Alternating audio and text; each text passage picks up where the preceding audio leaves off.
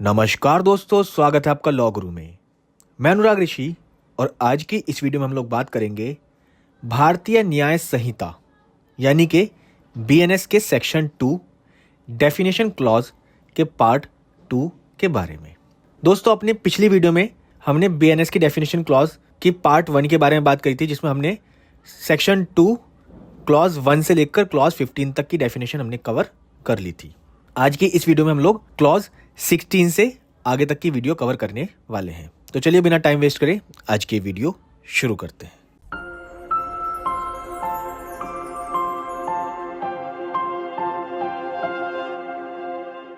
दोस्तों, आज की इस वीडियो में यानी कि section 2 definition clause of BNS की इस वीडियो में आज का जो वाला पैरा वर्ड है वो है सेक्शन 2 क्लॉज 16 जज, जो कि आईपीसी के अंदर सेक्शन 19 में बताया गया था।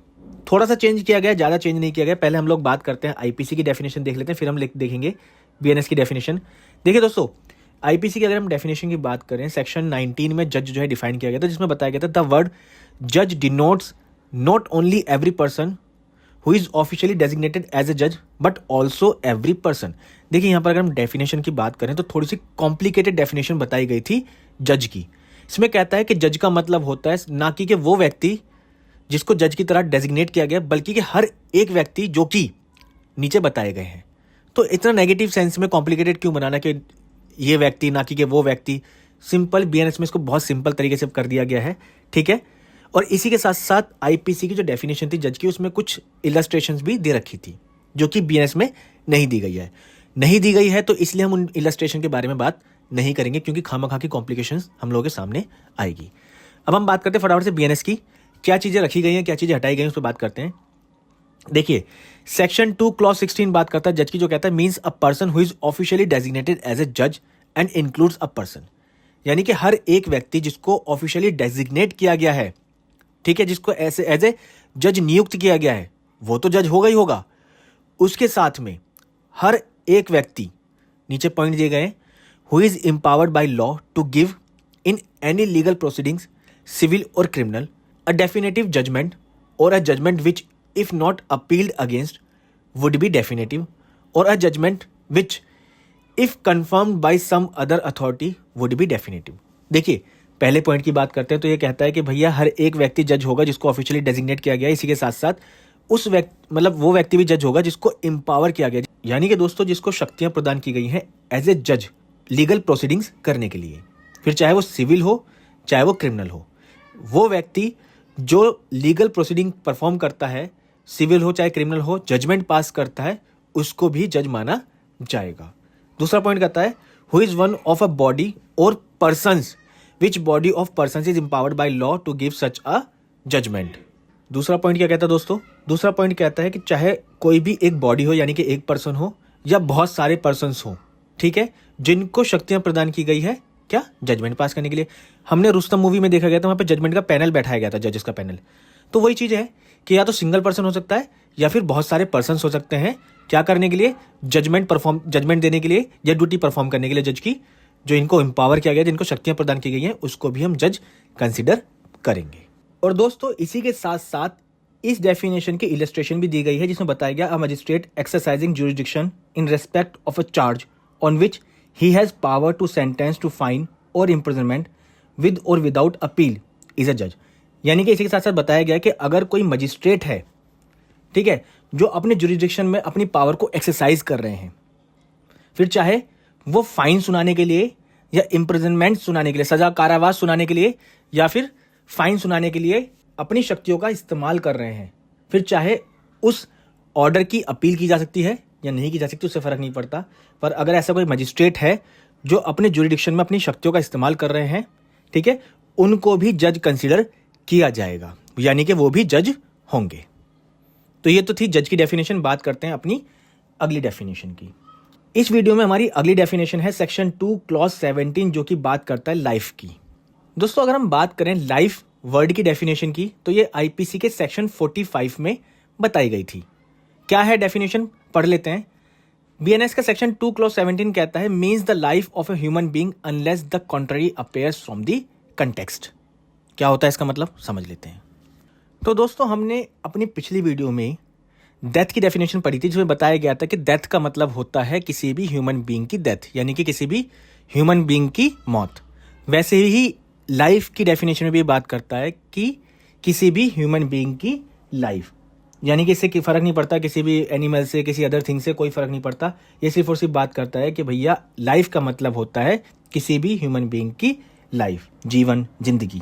ठीक है, चलिए अब हम बात करते हैं भारतीय न्याय संहिता के हिसाब से अगली डेफिनेशन की, जो बताई गई है सेक्शन 2 क्लॉज 18 में, जो कि है लोकल लॉ की। दोस्तों लोकल लॉ की अगर हम डेफिनेशन की बात करें तो डेफिनेशन है means a law applicable only to a particular part of India, यानी कि एक ऐसा लॉ जो कि भारत के किसी एक पर्टिकुलर पार्ट में ही लागू होता है। वहीं इसकी अगर हम बात करें इंडियन पिनल कोड में यानी कि आईपीसी में सेक्शन 42 में लोकल लॉ जो था वो डिफाइन था। डेफिनेशन सेम रहने वाली है, डेफिनेशन में कुछ भी चेंज नहीं आया है। हमें सिर्फ इतना समझना है कि लोकल लॉ का मतलब होता है कि जो किसी एक पर्टिकुलर पार्ट में एप्लीकेबल होता है, लागू होता है। जैसे कि दिल्ली में दिल्ली रेंट कंट्रोल एक्ट, ठीक है, दिल्ली का एमसीडी लॉ है। ठीक है, वैसे ही यूपी में अपना लैंड रिफॉर्म एक्ट है, हरियाणा में अपने लैंड लॉज हैं, ठीक है, राजस्थान के अपने लोकल लॉज हैं। तो एक ऐसे लॉज जो किसी एक पर्टिकुलर पार्ट में एप्लीकेबल होता है उसको हम, या ऐसा लॉ जो किसी एक पर्टिकुलर पार्ट में एप्लीकेबल होता है, लागू होता है, उसको हम कहते हैं लोकल लॉ। चलिए दोस्तों बात करते हैं अगली डेफिनेशन की, जो कि है सेक्शन 2 क्लॉज 19 में, जो बात करता है मैन की। दोस्तों डेफिनेशन जो है पढ़ने के मामले में भी और एग्जाम पॉइंट ऑफ व्यू से भी इंपॉर्टेंट होने वाली है। क्यों होने वाली है इसके बारे में बात। सबसे पहले तो हम इस डेफिनेशन को समझते हैं। सेक्शन 2 क्लॉज 19 बात करता है मैन की, जो कहता है means male human being of any as, यानी कि किसी भी उम्र का कोई भी एक पुरुष ह्यूमन बीइंग को हम मैन कहेंगे, जैसे कि आप इस पिक्चर में देख सकते हैं।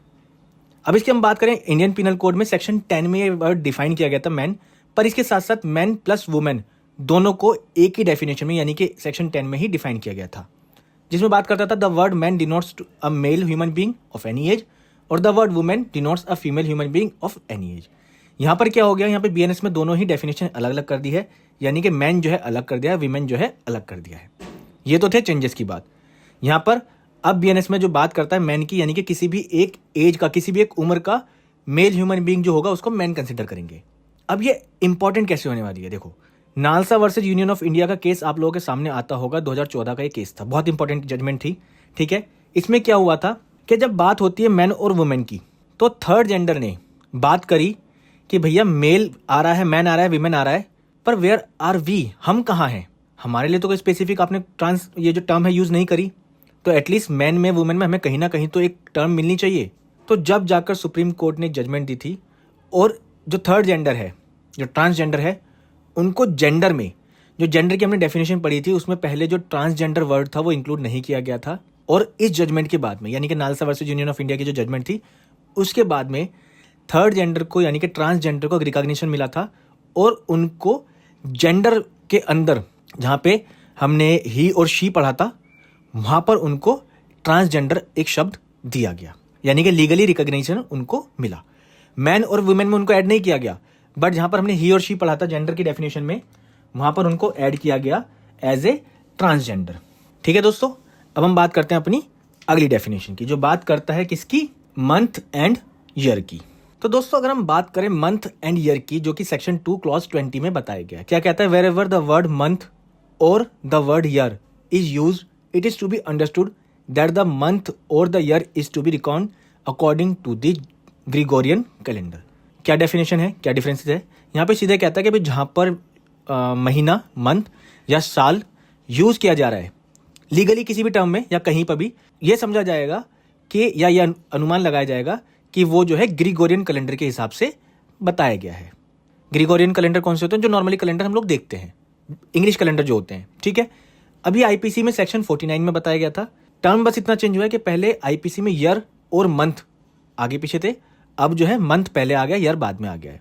वहां पे भी सेम था, wherever the word year और the word month is use, it is to be understood that the year और the month is be record according to the British calendar. देखिए यहाँ पर जो बात कर रहा है, यानी कि बीएनएस में जो बात कर रहा है वो बात कर रहा है ग्रिगोरियन कैलेंडर की, और आईपीसी में जो बात करता था वो बात करता था ब्रिटिश कैलेंडर की। ग्रिगोरियन कैलेंडर इसका नाम कैसे पड़ा, तो इसको जो था इंट्रोड्यूस किया था पोप ग्रिगोरी ने, इसलिए उन्हीं के नाम पे इसका नाम ग्रिगोरियन कैलेंडर पड़ गया। ज़्यादा डीप जाने की जरूरत नहीं है, सिर्फ ये समझना है कि अब जो बात की जा रही है वो बात की जा रही है डेट और अगर टाइम की अगर हम बात करें, यानी कि मंथ और अगर ईयर की हम बात करें, तो सीधे समझना है कि ग्रिगोरियन कैलेंडर के हिसाब से समझी जाएगी, जैसे आप इस पिक्चर में देख सकते हैं। ठीक है, नॉर्मल इंग्लिश कैलेंडर की बात कर रहा है। बात करते हैं अगली डेफिनेशन की, जो कि सेक्शन 2 क्लॉज 21 में बताई गई मूवेबल प्रॉपर्टी की बात करता है। क्या कहता है movable property? Movable property includes property of every description except land and things attach to the earth और permanently fasten to anything which is attach to earth. देखिए दोस्तों, मूवेबल प्रॉपर्टी की बात की गई है, यानी कि चल संपत्ति। कौन सी होती है चल संपत्ति? तो चल संपत्ति यहां पे बताई गई 3 तरीके की होती है भाई। मतलब इन 3 तरीके की संपत्ति को छोड़कर हर संपत्ति जो होगी वो चल संपत्ति होगी। कौन सी भैया? पहला बताया गया लैंड, यानी कि कोई भी जमीन जो होगी वो चल संपत्ति नहीं होगी।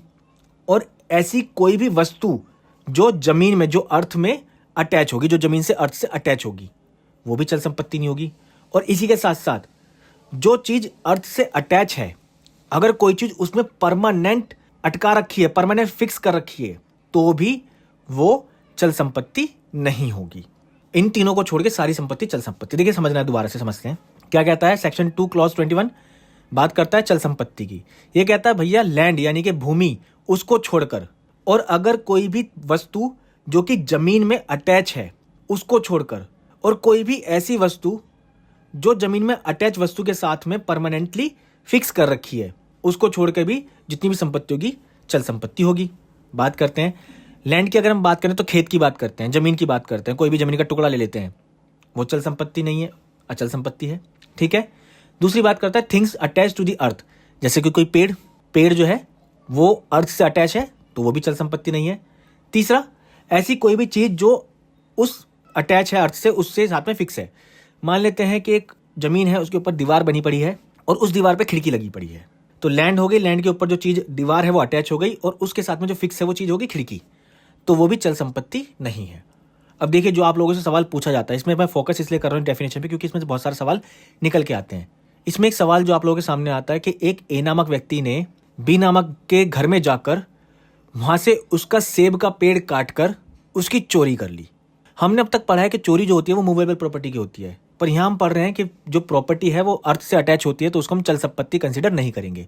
तो पेड़ काटना या पेड़ को लेकर जाना वो चोरी में कैसे, कब से आने लगा, ये पूछा जाता है बहुत बार।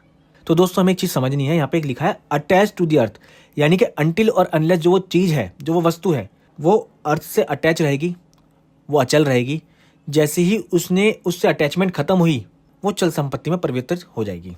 जैसे पेड़ की अगर हम बात करें, तो पेड़ जमीन पे गड़ा हुआ है तो चल है, माफ कीजिएगा अचल है, और जैसे ही उसे काट के जमीन से अलग किया, यानी कि अब उसको मूव किया जा सकता है। तो हाँ, सेब के पेड़ की भी चोरी हो सकती है। जैसे पुष्पा में हमने देखा, पुष्पा भाव ने चंदन की तस्करी करी थी, चंदन के पेड़ों की चोरी करी थी, उसे चोरी कहा जाएगा। ठीक है, हम ये नहीं कह सकते कि चंदन के पेड़ तो वो अचल संपत्ति होती है, तो उसकी चोरी क्यों होगी, चोरी कैसे हो सकती है उसकी, नहीं। अब बात करते हैं आईपीसी के सेक्शन 22 में डिफाइन की गई थी प्रॉपर्टी, और डेफिनेशन लगभग सेम ही है। ऊपर के कुछ वर्ड्स जो हैं वो चेंज हुए हैं। The words movable property intended to, सिर्फ ये लाइन चेंज हुई है, बाकी सब कुछ सेम है। तो इस पर ज़्यादा फोकस करने की हमें जरूरत नहीं है। जो डेफिनेशन बताइए उस पर फोकस करना, बाकी चेंजेस में फोकस करने की जरूरत नहीं है। बात करते हैं अपनी अगली डेफिनेशन की, जो कि है सेक्शन 2 क्लॉज 22। बात करता है नंबर की। क्या कहता है number? Unless the country appears from the context word importing the singular number includes the plural number and the word importing the plural number include the singular number। देखिए, जहां पर कॉन्ट्ररी नहीं आता है, जहां पे कोई भी किसी भी तरह का विरोधाभास नहीं आता है, तो जो भी सिंगुलर नंबर है वो प्लूरल नंबर को डिनोट करेगा, और जो भी प्लूरल नंबर है वो सिंगुलर नंबर को डिनोट करेगा। यानी कि जहां पे एक वचन है, समझा जाएगा कि वो बहुवचन की बात कर रहा है, जहां पे बहुवचन है वो समझा जाएगा कि एक वचन की बात कर रहा है। एग्जाम्पल से समझाता हूँ।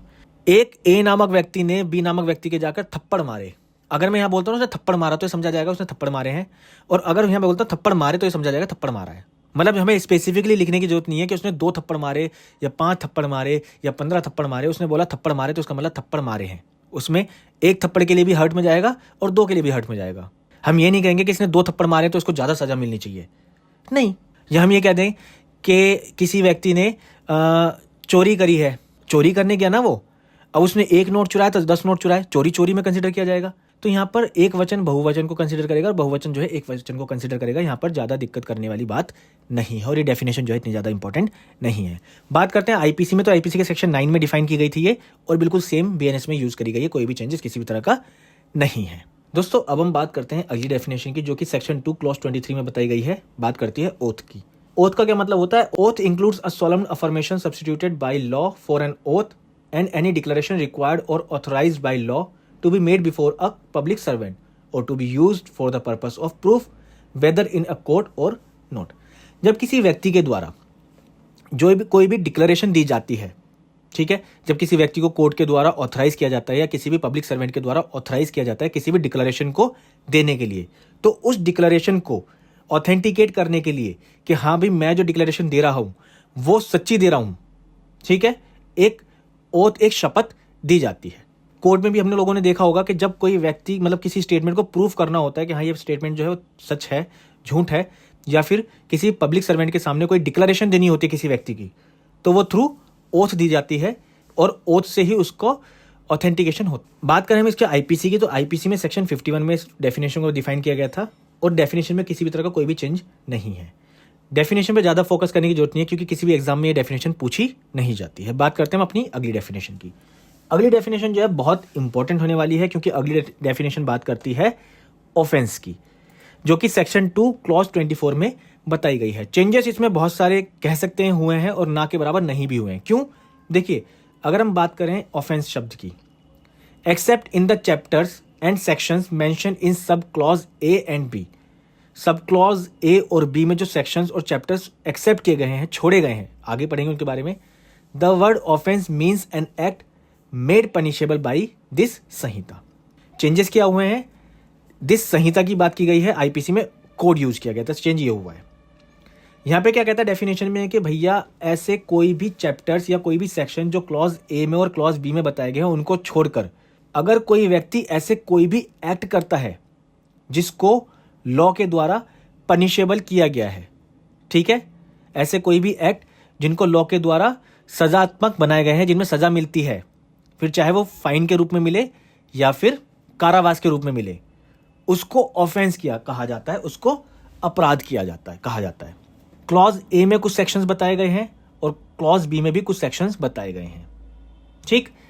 इसकी अगर हम बात करें, ये सेक्शंस कौन कौन से, बहुत सारे सेक्शंस हैं, इन पे फोकस कर लेना, आप एक बार देख लेना, इनको गो थ्रू कर लेना, ठीक है। वहीं अगर हम बात करें इसकी आईपीसी की, तो आईपीसी में शब्द ऑफेंस जो था वो सेक्शन 40 में बताया गया था। सेक्शन 40 में बताया गया था, कहता था except in chapter and section mentioned in clause 2 and 3 of this section the word offence denotes a thing made punishable by this code, जो कि हमने आप लोगों को बताया कि कोड की जगह पे संहिता आ गई है। अब क्योंकि बीएनएस में चेंजेस हुए हैं तो जो सेक्शन आईपीसी में थे, सीधी सी बात है, जब वो बीएनएस में चेंज हुए हैं तो नीचे जो सेक्शन बताए गए हैं उनमें भी चेंजेस आए हैं। इसलिए मैं कह रहा हूँ चेंजेस बहुत सारे हैं और चेंजेस ना के बराबर हैं। सिर्फ सेक्शन नंबर चेंज हुए हैं क्योंकि वो जो सेक्शंस हैं आईपीसी में अलग थे, बीएनएस में अलग थे, इसलिए चेंज किए गए हैं। इसके अलावा किसी भी तरह का चेंजेस नहीं हुआ है डेफिनेशन में।